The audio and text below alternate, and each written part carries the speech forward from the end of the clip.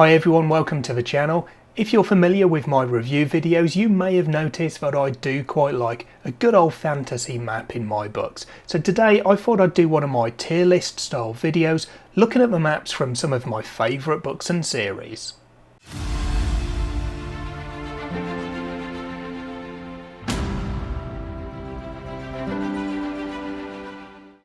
So I went through and chose, I think it's 29 maps from some of my favourite books and series.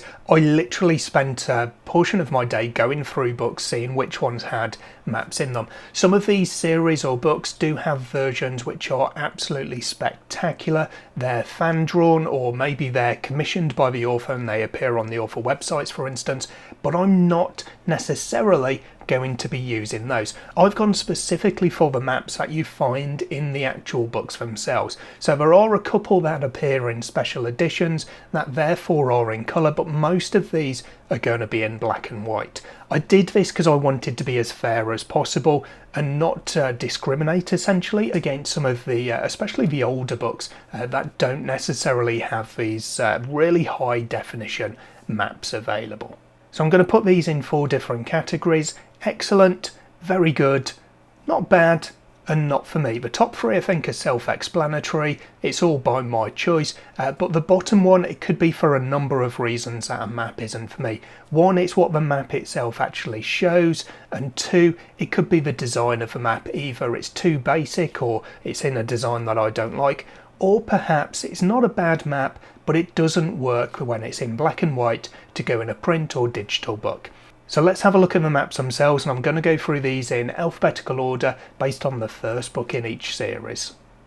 So we're going to start off with Assassin's Apprentice, the map of the Realm of the Elderlings by Robin Hobb. This one, first of all, I do quite like. I like the kind of key that you've got in the corner with the title of the map, the 6 duchies. The map itself has a good variety of symbols and places on it. It's really good in terms of kind of what it shows you, the range of trees, mountains, rivers. You've got the glacier plains up at the top there as well, and various icy shores around them. I think this is a pretty good map. It's not one of my favourites, but it is technically, I think, a very good map. You can read everything on it, although the font isn't necessarily the best for reading at a small scale. I'm going to put this one in very good because I think it is a very good map.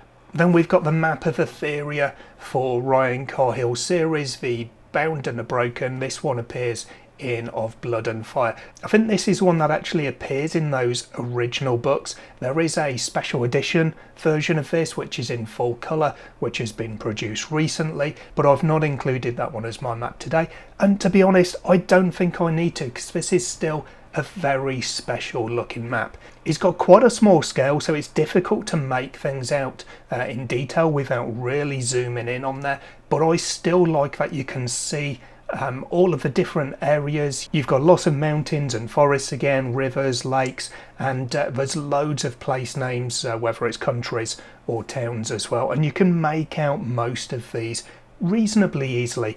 I like the border that you've got on here with the symbols in the not quite the cardinal points, but I guess kind of like that, and I also like that you've got a nice compass rose there. You've got some ships in the sea there, certainly at the top. You've got the wolf pine and the dragon there as well, even though it does look like those have been given names which are actually directions. So the dragon's not called Carvog, is that, and the wolf pine isn't Narvona, but it does kind of look that way. That's a little bit strange, I suppose.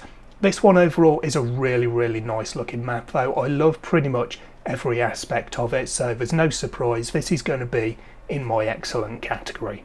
Then I've got the Broken Continent of Athmay from Mark Timoney's Blood of the Spear. This is the Eye of Eternity as the series name.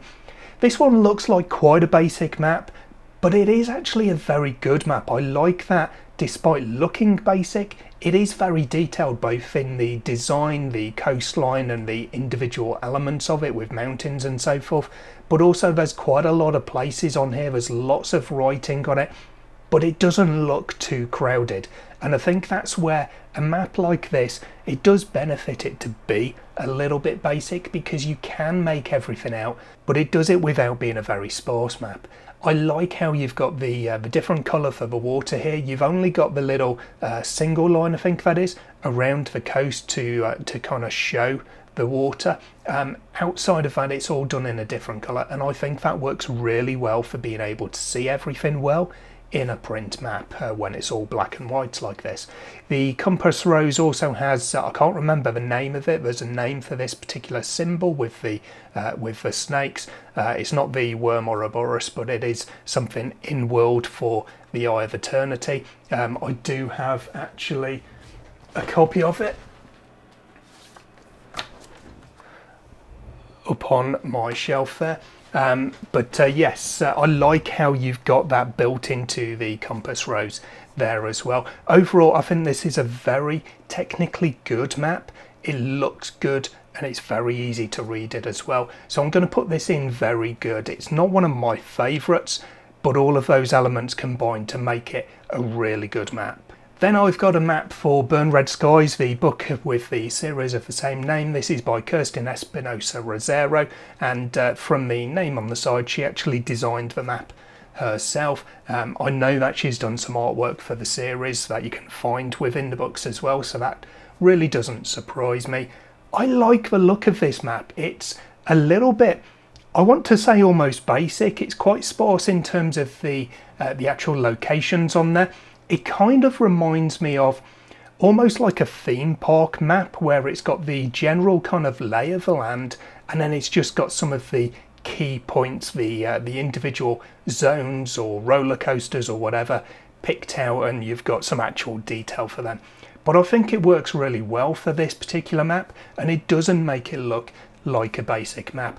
Again, you've got some really good elements here with the compass rose, the border with the dragons in the corners. You've got dragons and the airship in there as well. You've got lots of good design for the mountains and the forests.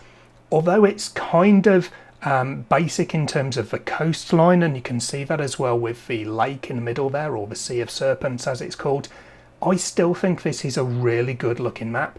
And in fact, I'm going to put it in my excellent category, because it does look great in black and white on the page as well. Next up, we've got the map of Galatea from Cold from the North. This is the Onyx-born Chronicles by D.W. Ross. There are some good elements about this map, but most of it for me, I'll be honest, doesn't really work. I don't like the solid straight lines for the sea. I think it looks a little bit out of place on this map, and also I think this is some of the aging on the map. It makes it look like it's a printer and it's running out of ink, for instance. It doesn't quite come out very well. It makes it not very clear. You can see it most of all on that compass rose, but the actual map itself does have some of these elements. It is a little bit strange as well. You can see in the mountains just below the chasm at the top there, or towards the top, there's a little bit of colour just in the shadowed side in there, and also in the chasm as well. There's a tiny bit of kind of a yellow or a gold colour coming through there. That's a little bit strange because it isn't anywhere else really. Some of the other mountains maybe, but there's no colour other than that. I think there's maybe some in the G of Galatea, whatever the pronunciation is there, in the title of the map as well, but it makes it look a bit odd to just have that tiny little splash of colour.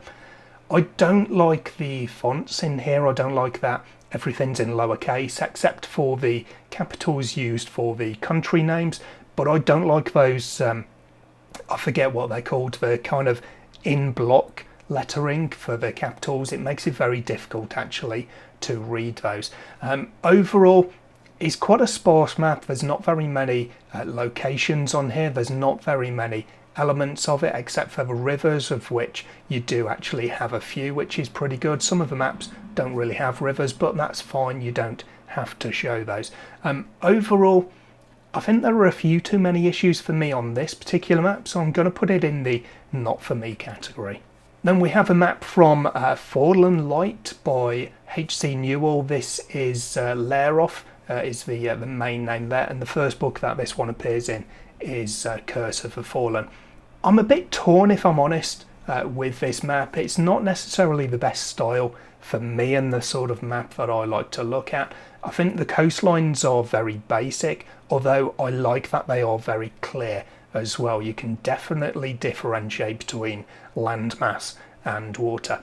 What I do like about this map is that it is very, very detailed. Although it's not a high resolution map, I can't zoom in very much on this one and get a really good look at it.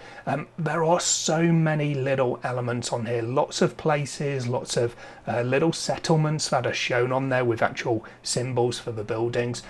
Lots of forests, you've got the mountains obviously, various rivers, and it looks like roads as well on there. And I think it works very well. The one thing that probably, in terms of the, I guess, technical quality of the map, that doesn't quite work for me is you've got down towards the southwest, you've got the kind of peninsula, I guess, big peninsula of Aragoth, and you've got a river kind of separating that one. And it does go coast to coast, and at one point it splits up towards the coast. So that one's not, in our world at least, that wouldn't really happen. It doesn't look right to me.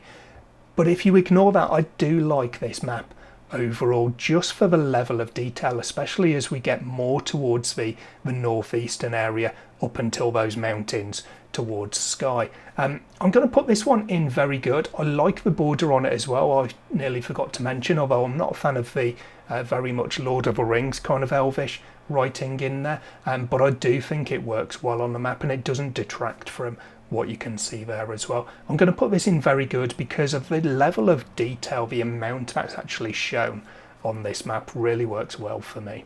Next up, I've got the map from Riven World by M.L. Spencer. This is the series that gives us Dragon Mage. Currently a standalone, but there is a second book that's been in the works for a while. This is a very strange one. There's two maps. Normally what I've done with these, where you've got the map covering two different pages, I've put them together as one image. This one I've left them because, as you can see, it is actually the same map but two different versions of it. So you've got a world above and a world below, and that becomes clear as you're reading the actual book itself.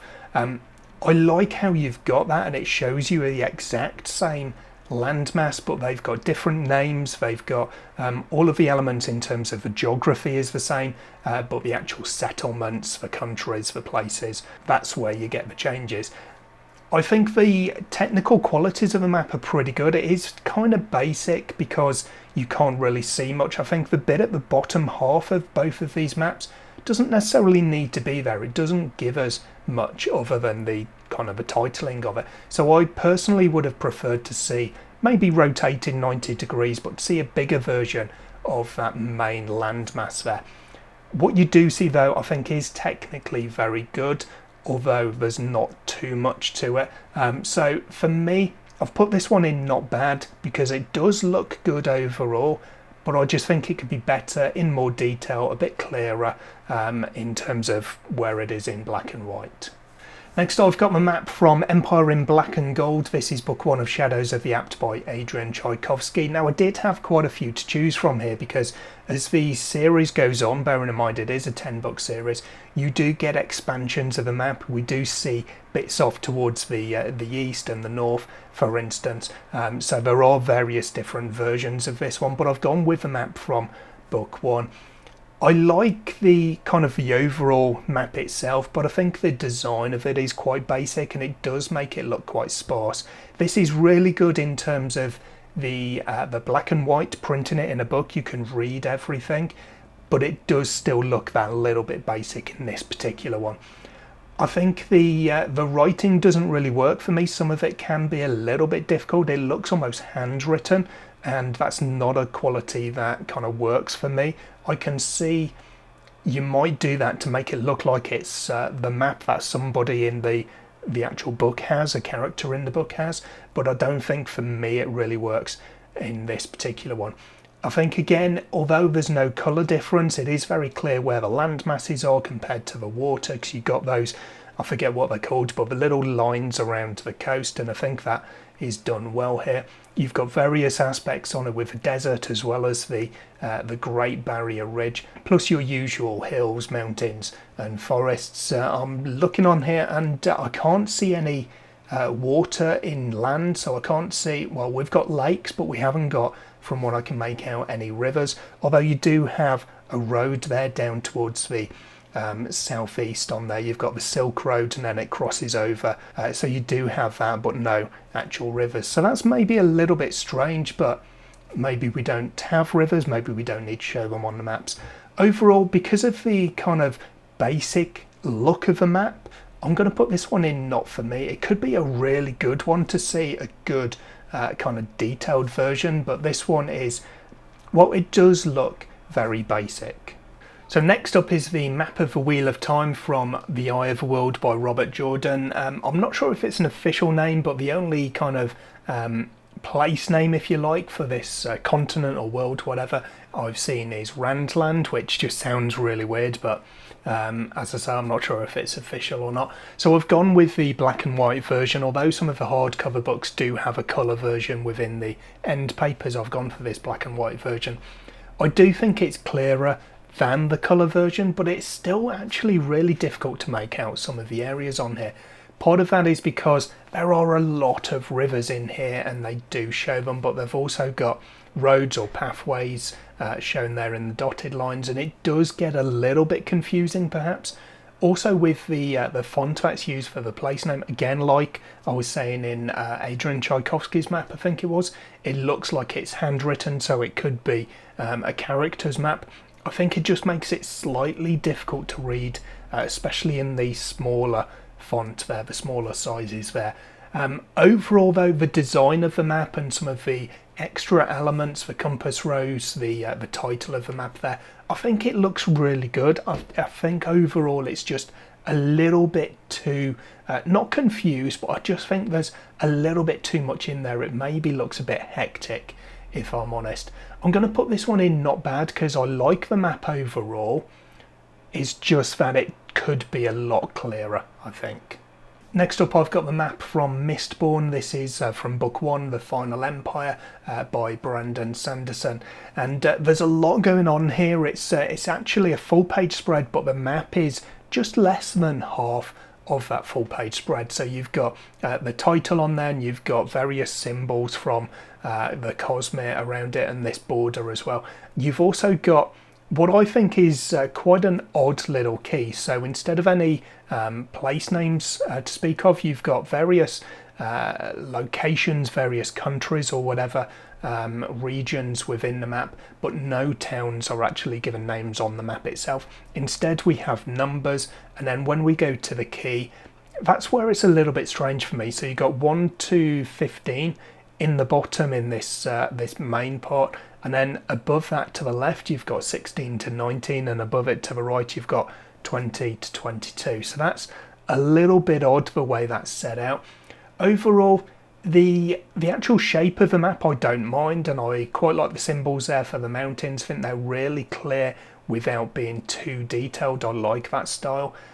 The map doesn't really do anything for me though, probably more than anything because it is just far too small. I can't really see much going on in there. I'm going to put this one in not for me because I think if it was a bigger map, one that took up the actual page rather than a small portion really of the page, I think it would look a lot better. But as I say, this is one that doesn't really do anything for me. I can't see myself referring to this map at any point because I wouldn't see really the point in doing so. Next up, I've got a map from Game of Thrones. So this is Book 1 of A Song of Ice and Fire by George R.R. Martin. I've chosen just one of the maps. Again, this is one that does have a few different versions, but this is the map of the North. So you've got the wall up there at the top, and we go down to sort of the Bloody Gate and so forth. I was looking on here for King's Landing, and I think that's in the south part, so we don't have that showing on here unless I'm missing it. But I like that we've got, again, a good variation of symbols here for your mountains, for your forests and so forth. You've got the King's Road splitting it north to south there. You've got the various rivers that are in there as well. I like that you can clearly discern the coastline, so you've got no areas that you think, is that land, is that water, even though the main bulk of the land and the water is just in white. So I think that works very well. I like the border that you've got here as well, with those, I presume they're dire wolves. I think the map itself, the overall design, the shape of the coastline is fine, the layout of all of the rivers and the towns and things like that, everything works well. I'm going to put this one in very good because it is a very good map. It's just not one of the ones that I think is just extra special. Next up, we've got a map from the Blood Scouts by Phil Williams. This one is from However Many Must Die, and there are some good and some bad about this map, I have to say. I think the overall kind of layout of it is perhaps a little bit odd. It's not the sort of map that I would normally expect to see. I think the coastline is very rugged, but in some places that works, and in some places it looks like it's maybe a bit rugged for the sake of being rugged.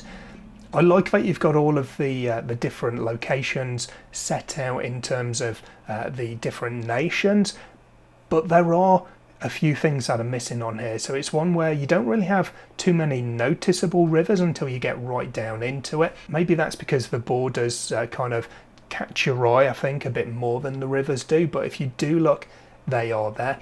But we don't seem to have any actual places on here. So when I was reading this, I was looking for particular towns and cities, and of course I can't find them because they're not actually located on the map itself. I think overall I'm going to put this one in not bad, because I do think it is a not bad map, but certainly the towns and the cities, the key locations in terms of what we see in the actual book itself, really should be on the map, and they are missing from this one. Next up, I've got the map from Ilborn, book 1 of the Ilborn Saga by Daniel T. Jackson. This is, again, it's one that's a very basic map. It's got some good design to the mountains. I like the, I guess, the style of that. I was going to say the brush, but I'm not sure if they are. I think they are, in fact, a brush. I can see a couple of the mountains are copies of each other, but that's by the by. I don't really like the coastlines in here. I think they are very specifically made. It looks like they've been cut in Photoshop or whatever with various tools. I have done some map making myself, and some of those kind of designs, some of the angles of the coasts I am familiar with, but they don't necessarily look natural. I'm not a big fan of the overall layout. You've got the main kind of landmass, but it's off to the side a little bit, and then you've just got these two partial land masses on the left hand side over to the west, I should say. I can see why they're there, because those places are mentioned in the book, but it does look a little bit weird in terms of a map, from my opinion. Overall, this one doesn't really do too much to me. We've got various places that are names, places that do come up in the actual book itself, but you've also got other locations. You've got various cities, I presume they are listed on this map or shown on this map, but without names, because I guess they haven't come up in the book. It seems a little bit of a strange choice. For me, it's either have them but give them a name, or don't have them. It just looks a little bit almost unfinished, I would say, without that. The map itself, the overall kind of design of it, does look very basic to me, although I do like how you can make everything out in terms of what's land, what's water.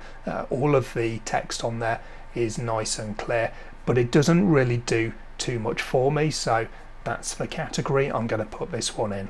Next up, we've got the Realm of Tassar from the Dragon Spirits by L.L. McRae. This one appears in the Iron Crown, and I can't remember, there are two maps that you get in there. It's one of the land masses over to the west, but I can't remember if it's a detailed view of the Isle of Salt or if it is Atrovia. I think it's the Isle of Salt that we see, and of course Atrovia here is relatively detailed in itself anyway, so we don't need that close up. I love the overall design, the layout with the border and the dragon in the corner, the compass rose and the lines. Everything looks really good.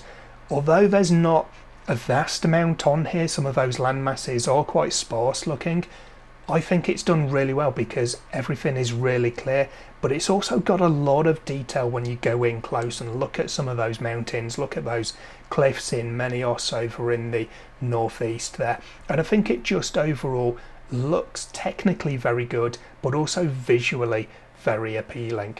I'm going to put this one in very good.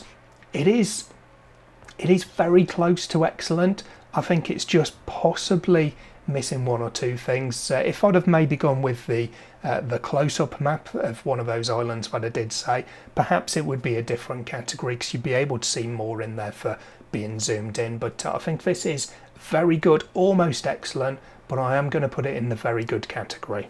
Next up, we've got Magician, the map of Midkemia on the continent of Triagia from the Riftborn, from the Rift War cycle by Raymond D. Feist.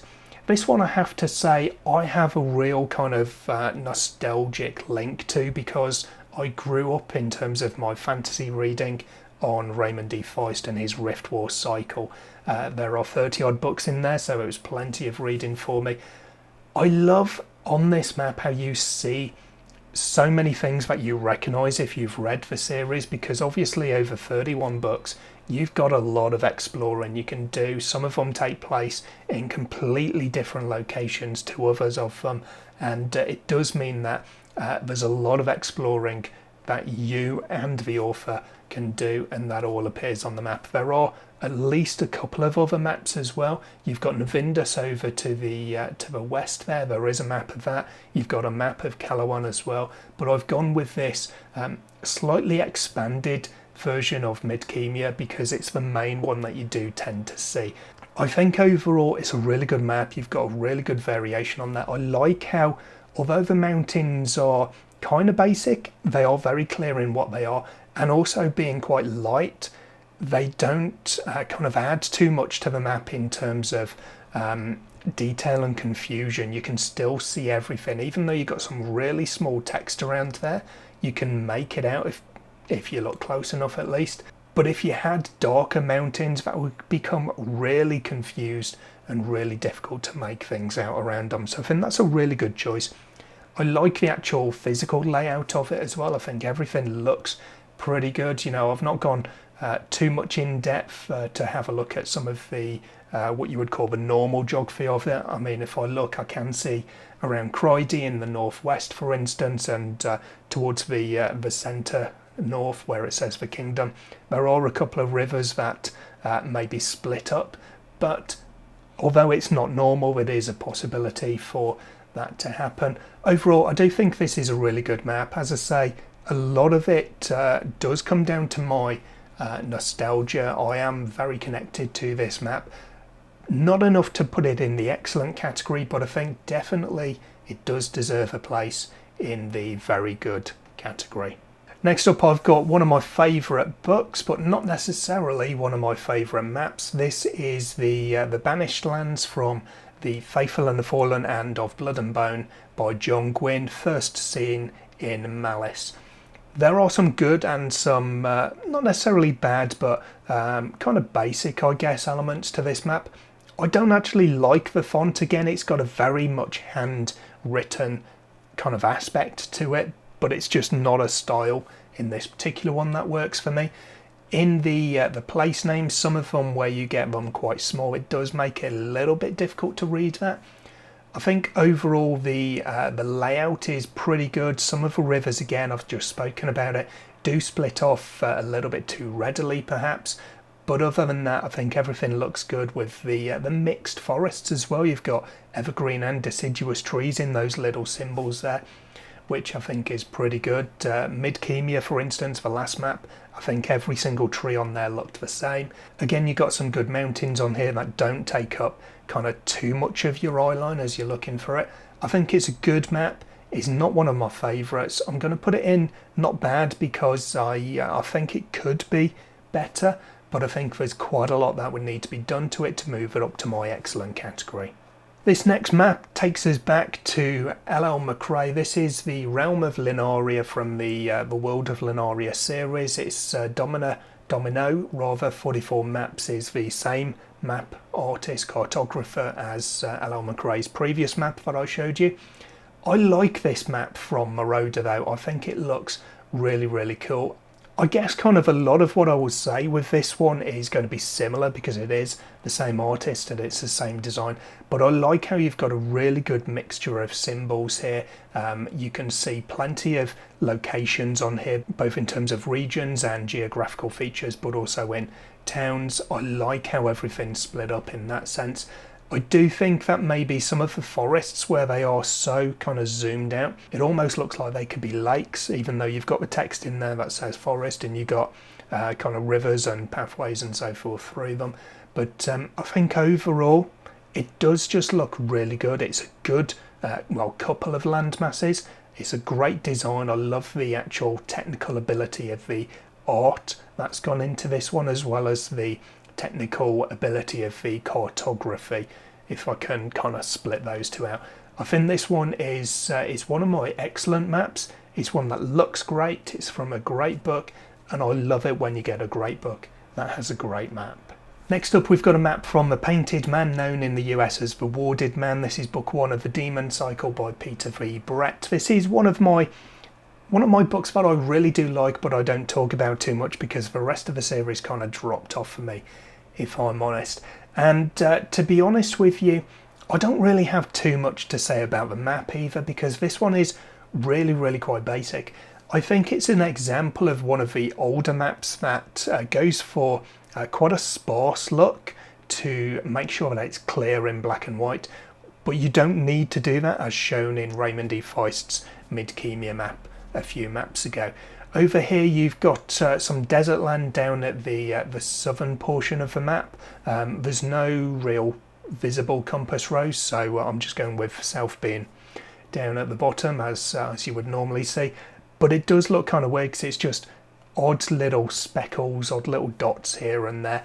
And as someone who sees these type of maps quite frequently, I know that means that it is desert, but it kind of just looks a little bit odd in here. You've got a couple of rivers up at the top, but that does look a little bit strange because you've got them presumably flowing from east to west on the map, from right to left, because you've got them coming out of the mountains, but then they do split up everywhere, so it looks like they should actually be going the other way, and you've got rivers joining, except for the fact that they flow to the mountains. So I'm not really sure what's happening with those rivers. Overall, it's quite sparse. It's not a bad design. I think the mountains look okay, but if it wasn't for the very clearly printed text, this one just looks very much like a hand-drawn map, and although that's not a bad thing, I don't think it does this particular map many favours. I'm going to put this one in not for me because I just need a lot more from a map to enjoy it. This is a map that probably does suffer for me choosing the one that was in the book. This is the World of Rangas, or a portion of the World of Rangas. This is from the Ringlander series, book 1 being The Path and the Way, and it's by Michael S. Jackson, who is also, if I remember rightly, the cartographer. Now, I say this one kind of suffers for being the map from the book.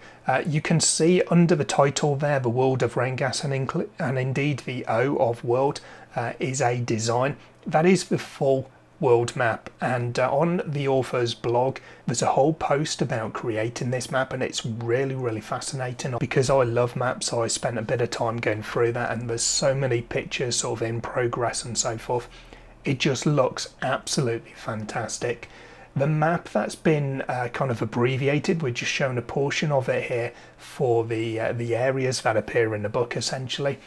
I still think looks really good. I love the little symbols you got for, I think they're battles, because you do also have some place names which are just the dots and the circles. I like the fact that you've got lots of mountains, you've got lots of rivers, but they're very kind of basically done here to make sure that it doesn't take up too much of your eye line as you're looking through this map. So it means that everything is really, really clear.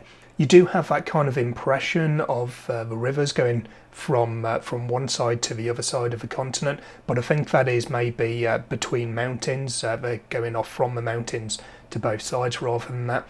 the way itself, kind of in the middle where those symbols are, that is actually a split, so it's not a river that's separating them necessarily.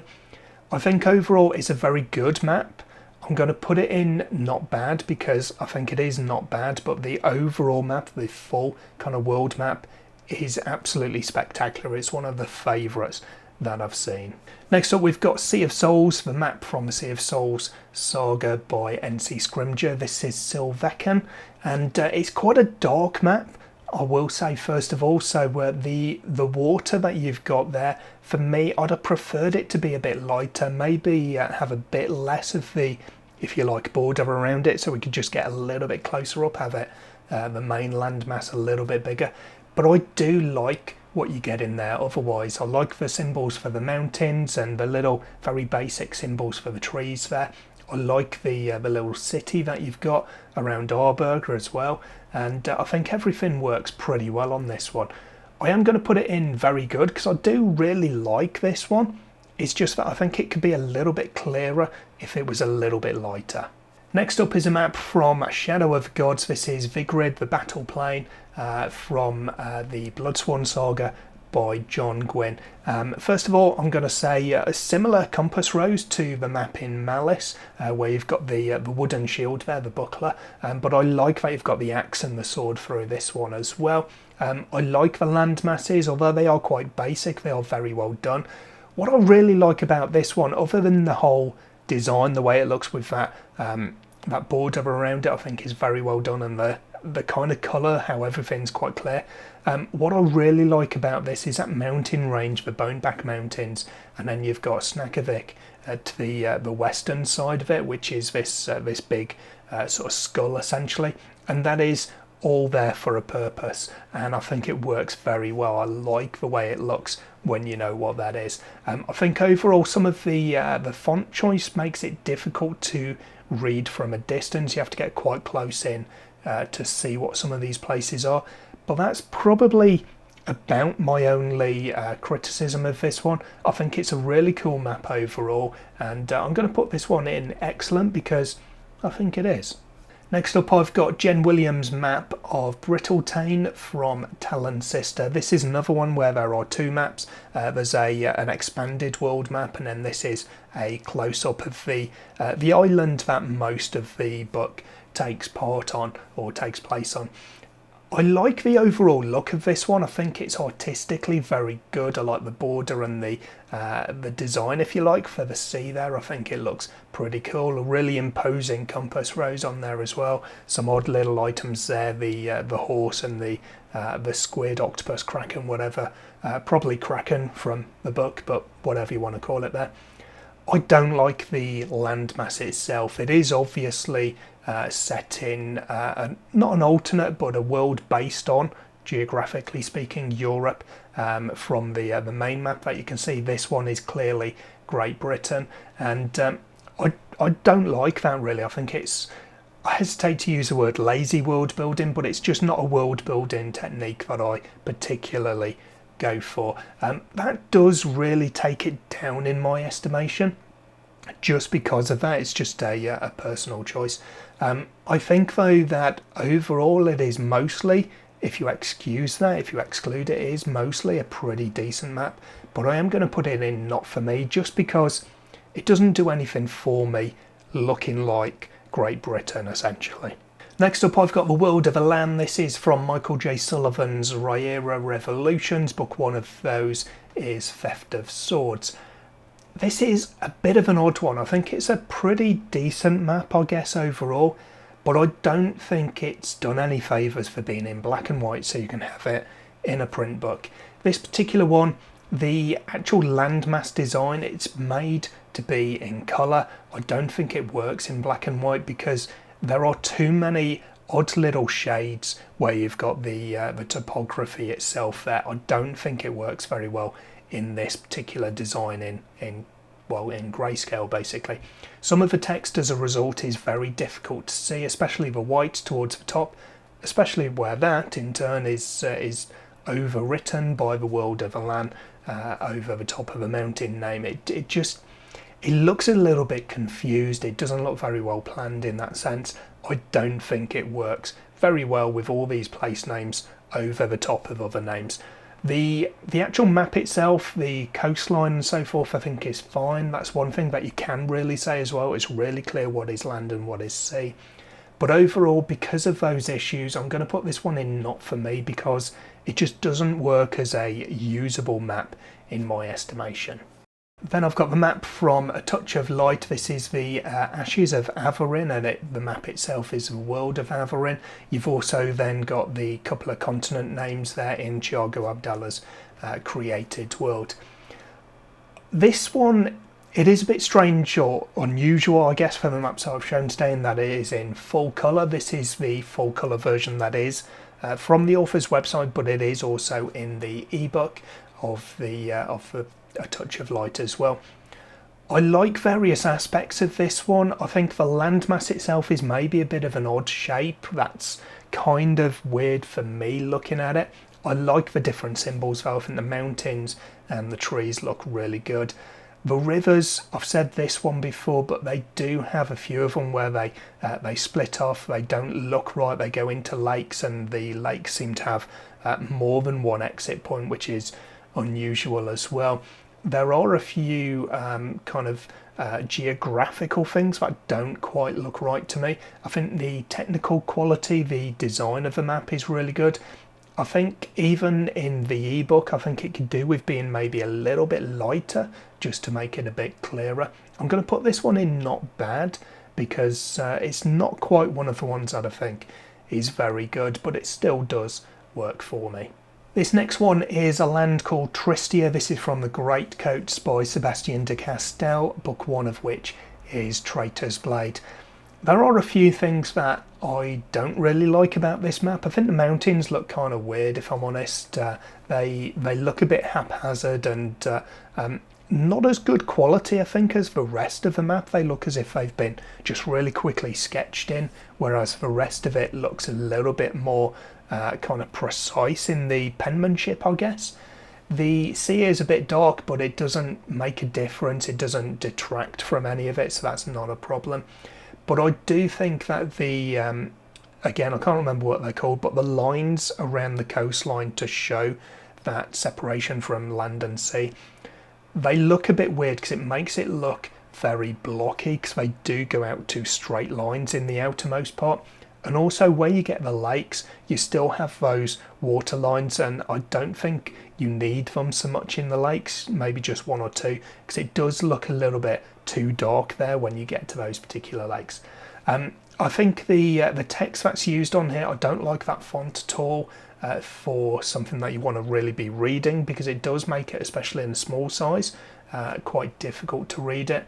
Overall, the layout of it is pretty decent. I've got no issues with it there, but I think just the thickness of the rivers doesn't quite work. I think they need to be a little bit thinner, because it just looks like a landmass with these massive thick black lines and then these big blobs where you've got the lakes. So that kind of really catches my eye more than anything else. I'm going to put this one in not bad, because it just about works, but I could see a lot of room for improvement.